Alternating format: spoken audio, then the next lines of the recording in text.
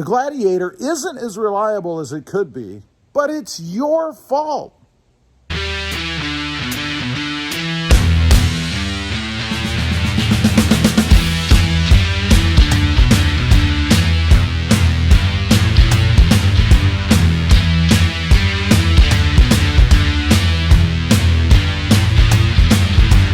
Well, good morning, everybody. How are you today?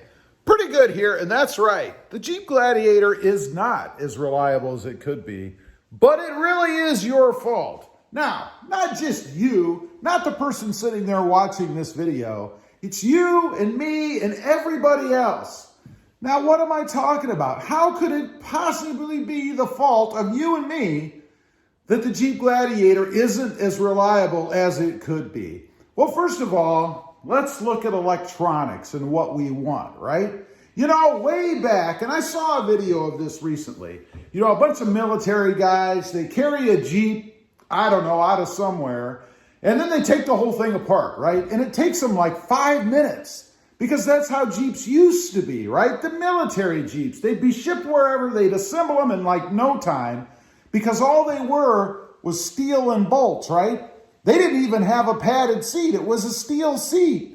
So it was all these steel parts put together without all of the electronic gadgets and things, right? They were controlled by cables, the brakes, the accelerator, all of that.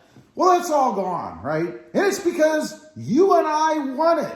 I mean, could you imagine going back to that kind of a Jeep where it had a steel seat, no springs, well, maybe a steel spring, no padding, no Bluetooth, no Wi-Fi, nothing. No heated seats, no heated steering wheel, none of that stuff. But you see, we want it. And why do I say we want it? We want it because we buy it. And we pay a lot of money for it. These Jeeps aren't cheap, right? $40, $50, $60, $70,000. If we didn't like it, they wouldn't sell them because we wouldn't buy them. So number one is electronics. You know, we demand all this stuff in our Jeeps, right? And the problem is, they're Jeeps. We buy them and we think they're supposed to do Jeep things. But they have all these very sensitive things in them, right? So we take them out, we jostle them all around, we go over bumps and humps and ruts and rocks and all this stuff. Some even go through water. And these components get damaged because they just won't take it, right? You're not supposed to put a computer in a car. A computer was designed to sit on your desk. They call it a desktop or even a laptop, right? But that doesn't matter. We want all this stuff, so we demand that they throw it in and we can be comfortable and convenient.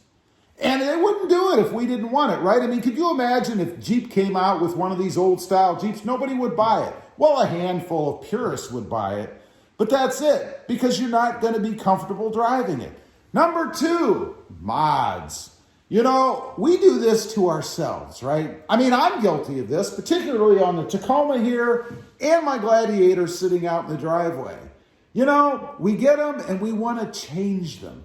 You know, they're engineered. There are people who spent many, many moons in school figuring out how to design these things. The designs are vetted, they're tested, and then finally they're packaged and put together for us. But that's not good enough, right? We want to change things, right? We change the suspension. Well, that's going to change the angles and everything else that follows beyond it, right? That's going to cause problems potentially. We change the tires. We put bigger tires, maybe bigger wheels on it, right? Now we've changed everything again, and then we complain about the ride quality. I'm guilty of this. How many videos I've put out talking about the ride quality in the Tacoma, I couldn't even tell you. But I realize I'm at fault for doing that, right? The Tacoma, as well as the Jeep Gladiator, was designed around a specific tire on it. Well, when we change that, we change the way that it rides. We make it rougher. We make it handle differently. Have you heard of the death wobble in the Jeep? Have you ever seen this? I actually witnessed this once. I was driving down the freeway, and I'm behind, I think it was just a regular Jeep Wrangler. It could have been a four-door. But I'm following this Jeep, and all of a sudden, all the tires, all four of them, start doing this. That thing is bumping all over the place going down the freeway. Now, the funny thing is, the guy or gal, I don't know who was driving it, they didn't even pull over. They just kept going. Could you imagine what that is doing to all of the other components in the truck as everything is doing this? I bet you they had all kinds of lights going off on their gauge cluster, right? Where? You know, this is part of mods. Again, we change all the angles, we raise it up, we put different things on it. God forbid you should ever have the wobble. You're going to cause wear to other parts down the line because they weren't designed for the extra stresses and strains that we cause by changing these things, right? I mean, it's our fault. We can't really complain about it, but we do. Last is usage. You know, I've told the story, and I'm sure you guys have heard about the guy that ran his Jeep through a deep mud puddle and then complained that there were problems with it, right?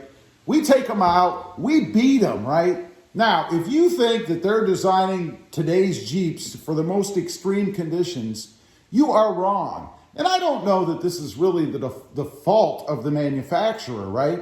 I mean, they have to design these vehicles for the average person. And the average person doesn't take their $50,000, $60,000 Jeep Gladiator off-road and beat the crap out of it. Only about 4% actually do that at all. 96% of four-wheel drive vehicles never see dirt, ever. So if the manufacturers designed them to take those conditions, nobody would buy them. 4%, they can't make a living on 4%. So they have to design them for the average Joe.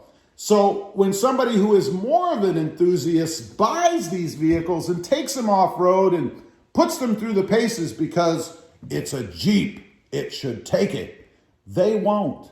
They are really not designed that way anymore. And to be honest, I don't know if they ever really were designed that way, unless it was for the military. You know, back in the day, when they had those Jeeps that you could take apart in 5 minutes and then reassemble, I really doubt most of the public probably put their hands on those. I don't think you went to the local dealership and picked one of those up. I think they were designed specifically for military purposes, right? Which makes sense. That's what we want. I mean, if you're in the military and you're depending on one of these vehicles, you want it to be that way. But again, the average Joe didn't. There are other vehicles out there that were comfortable. If you look at only the seat, for example, do you think anybody back then, when they had the choice of an all-steel seat with no suspension, no padding, would have chosen that over the next best vehicle? I really, really doubt it, and I'm sure you probably wouldn't either.